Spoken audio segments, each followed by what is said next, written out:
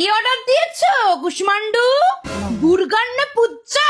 শয়তান। ঢেঁড়স হয়েছিল তো। ঢেঁড়সের বিচি খাওয়ার যোগ্যতা নেই তোর। কত টাকা নিয়েছে? 500। কাল থেকে আমি আর রান্না করবো না, কাল থেকে আমার ছুটি।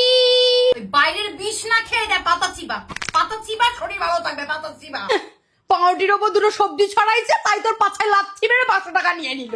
তোর যদি গ্যাস হয় পাদ মারতে মারতে আকাশে চলে যাবি, টিম টিম করে জ্বলবি, আমি বুঝে নেবো আমার ছেলে বেঁচে আছে। ল্যান্ড করবি না। এই যে এত রাত্রি করে তোর খিদে পাচ্ছে কেন বলতো?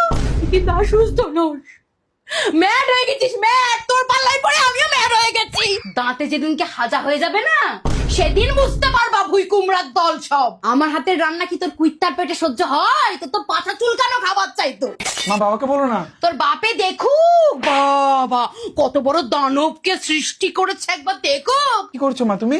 আরে গুরুজি বসুন, একসাথে বোম বাঁধি, রান্নাঘরটাকে মেরে আজকে উড়িয়ে দেবো।